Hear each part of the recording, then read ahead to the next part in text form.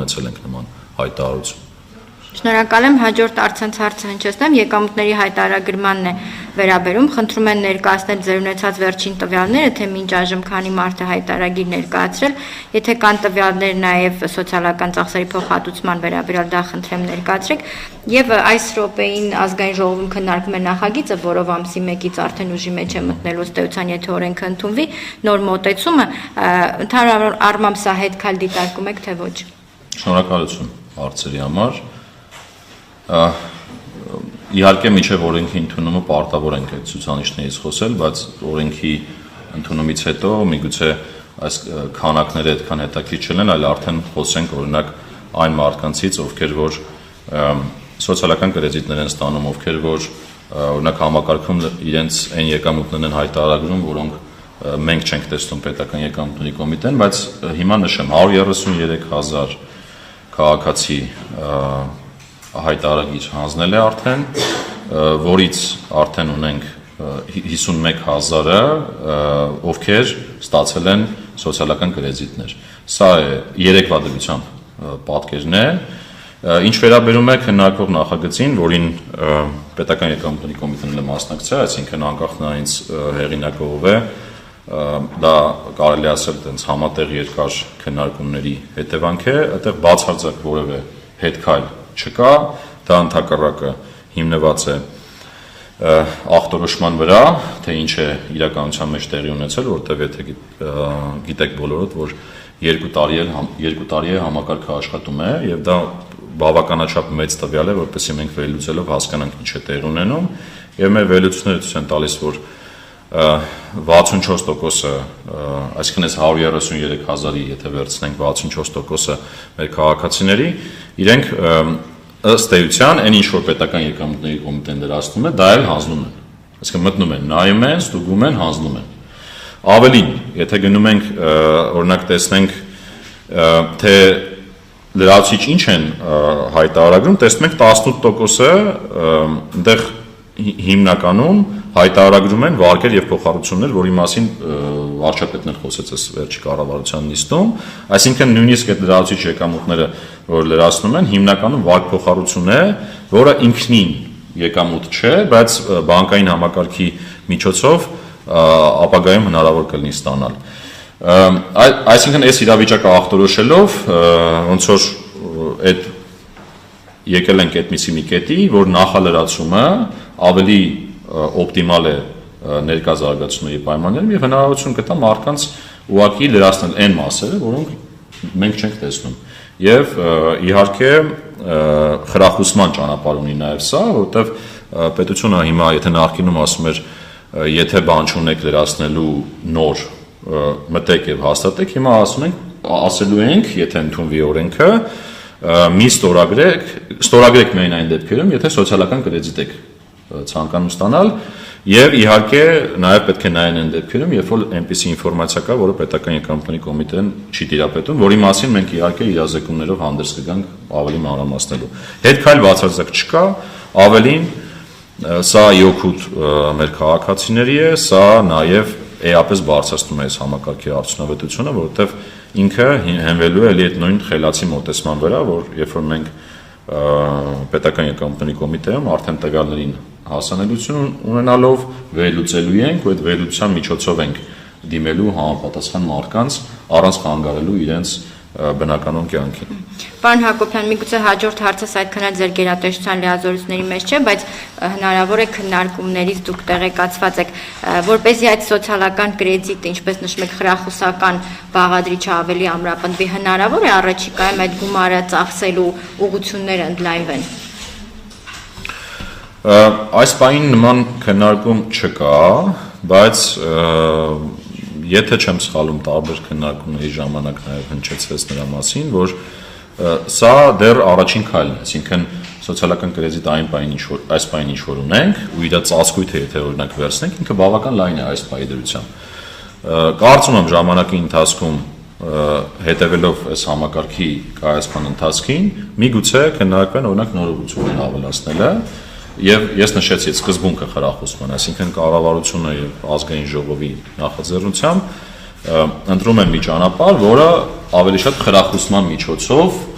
փոխվստահության ամրապնդումն է քաղաքացու եւ պետության այս համակարգի միջոցով։ Ճշտով հարց խնդրեմ։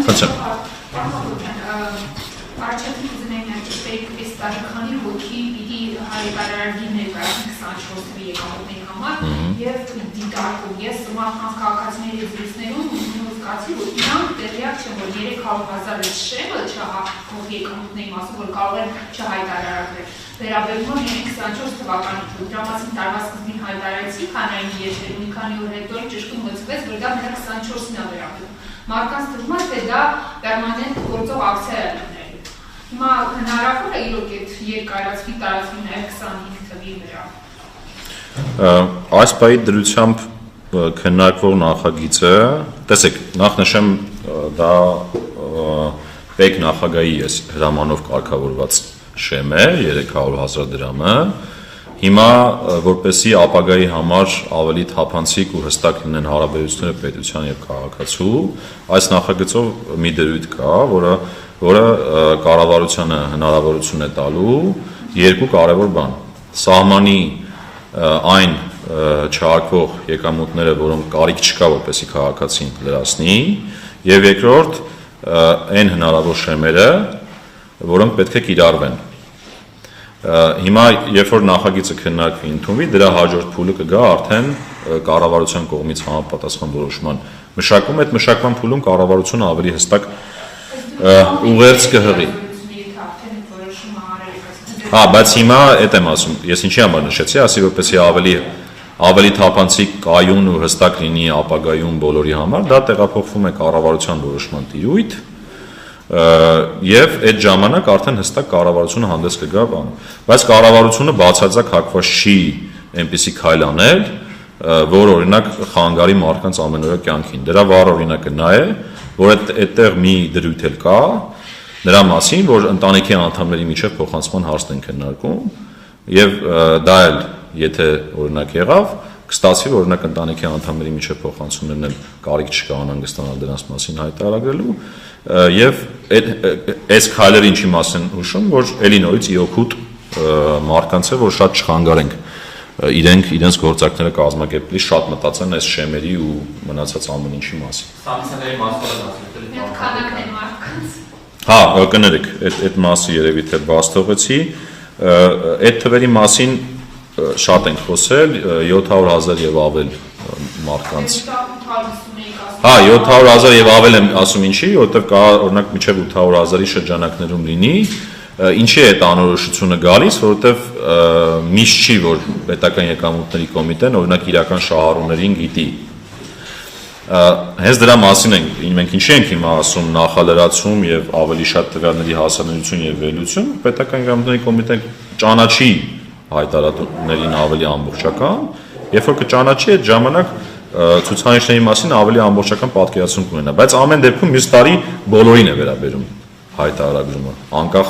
այս տարի ինչ ցուցանիշներ պետք է լինեն։ Դե գործող օրենսդրությամբ նախազգուշացում, հետո համապատասխան, տուգանքներն էր կրկնապատկվող, հիմա դա էլ է քննարկվում ազգային ժողովում, քանի որ նախալրացման տրամաբանությամբ ունենք քննարկում հիմա անցնելը, դրանց հանելու մասին է նաև քննարկում իրականացվում։ Այո։ Հիմա կտեսնենք այսօրվա քննարկման եւ առաջիկա օրերի քննարկման արդյունքներով։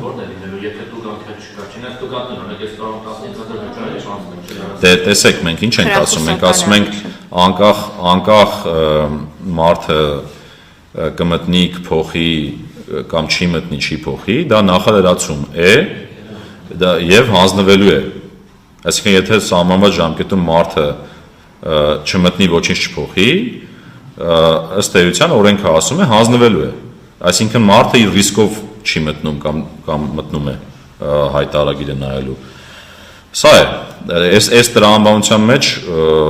խոսել սանկցիաների մասին այլևս այդքան տրամաբանական չի։ Ես ունեմ X աշխատավարձ դասավորը ձեզ մոտ երևում է լրացնում է, իմ լրացուցիչ կողքի եկամուտները, եթե ես չեմ հայտարարում, այդ դեպքում այդ ռիսկը ոնց է կարգավորելու։ Դե դա ձեր ռիսկն է, այսինքն եթե դուք օրինակ հարկող եկամուտ եք որոշել թաքցնեք, այդ դեպքում մենք պետք է մեր վերլուծական գործիքներով փորձենք բացահայտել դա։ Դա է լինելու ճանապարհը։ Եթե հարկող եկամուտ չկա, չգիտեմ, այլ եկամուտաբար Չէ, հարկող եկամուտ եւ այն չհարկող եկամուտները, որոնք որ կառավարությունը կսահմանի, որ պարտադիր է, որպեսզի այդտեղ լրացվի, եթե կա։ Երկուսն էլ բան է։ Ասեցի, օրենքը ասում է, որ նախալրացված հայտարարագիրը հանձնվելու է ձեր փոխարեն, եթե դուք չմտնեք փոխեք։